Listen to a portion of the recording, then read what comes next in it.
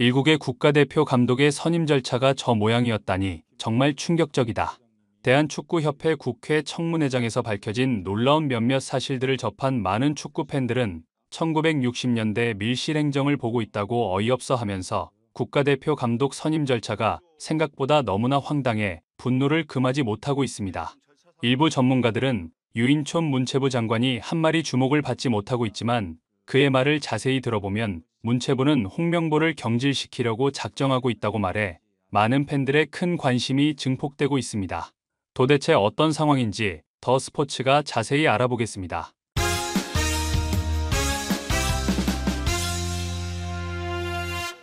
축협 국회 청문회에서 가장 팬들의 주목을 받았던 명장면은 홍명보 감독이 선임되는 과정의 절차상 문제를 지적할 때인데요. 홍명보 감독은 자신의 감독 선임 절차는 전혀 하자가 없었다고 의기양양하게 강변을 하는데요. 쾌가 있다거나라고 생각하지는 않고 됐습니다. 있습니다. 근데 이임생 이사가 찾아가서 감독을 해보시는 게 어떠냐 이렇게 제안을 하잖아요. 그게 전력강화위원회에서 이루어진 게 아니지 않습니까?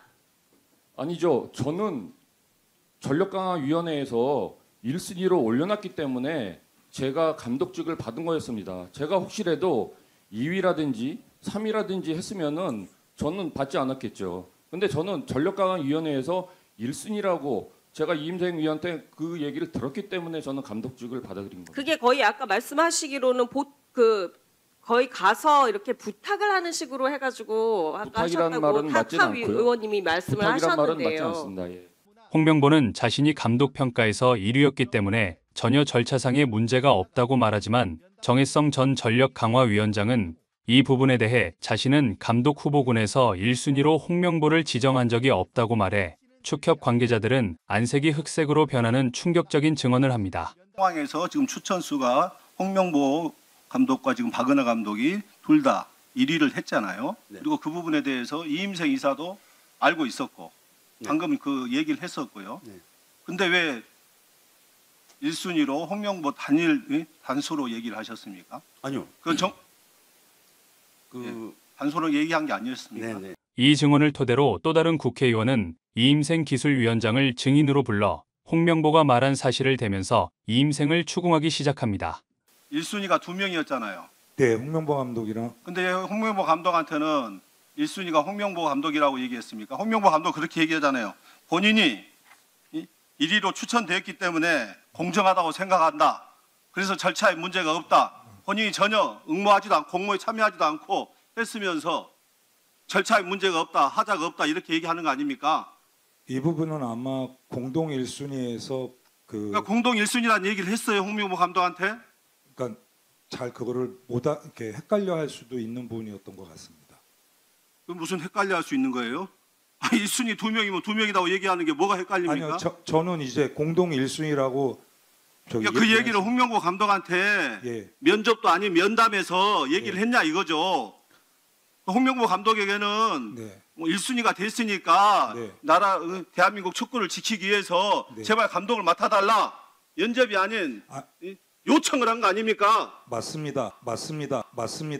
3명의 후보자들을 제가 제 나름대로의 비교를 해서 확인을 하는 작업을 하고 나중에 끝나고 맡아달라 부탁을 드렸습니다.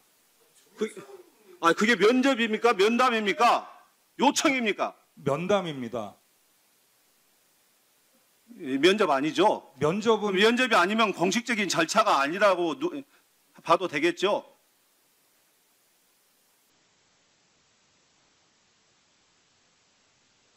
저는 저의 역할은 3명을 면담하는 거였습니다. 이 장면을 본 많은 축구 팬들은 저게 그냥 단순히 빵집에서 만나 권유를 한 것인데 이걸 덥석 물어놓고 자신이 절차상 아무런 하자가 없다는 홍명보의 주장은 정말 염치가 없는 것 아니냐고 말하면서 이임생의 얼굴을 봐라.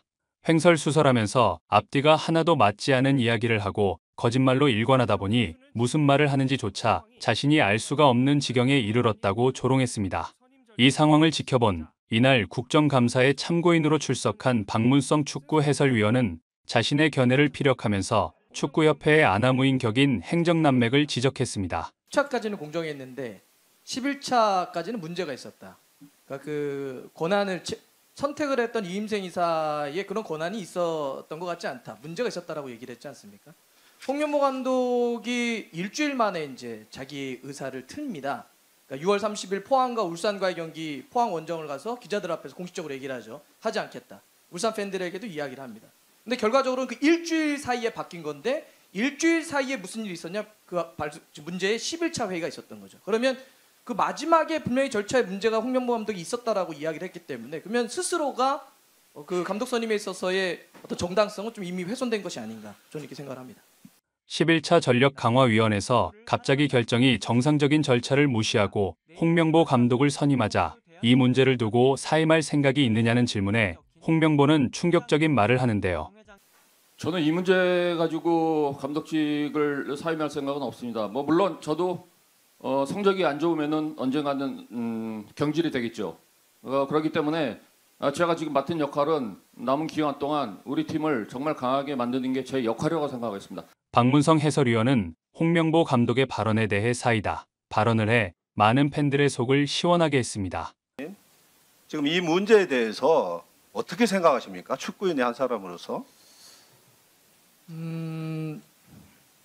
뭐 개인적으로는 좀 서글프기도 하고 참담하기도 좀 합니다. 그러니까 지금 앞서서 얘기하신 특히 이제 축구협회 쪽 분들의 얘기를 들으면 짧게. 다른 나라, 다른 세상을 살고 있는 듯한 느낌이에요. 그러니까 많은 사람들, 저희 팬들도 아마 지금 지켜보고 계실 텐데 과정과 절차에 대한 이야기를 계속 하고 있는데 다른 이야기를 하고 있는 거죠. 그래서 많은 사람들이 그게 정당했냐라고 공정했냐라고 얘기했는데 그래서 공정했다라고 얘기하니까 저는 사실 개인적으로 납득이 잘 안 됩니다. 유인촌 장관은 축협 홍명보 감독 채용 비리 사태에 대해 매우 의미심장한 말을 남기며 앞으로의 상황을 기대하게 만들었습니다. 공정한 절차를 벗어난 감독 선임에 대해서 장관님의 생각은 어떻습니까?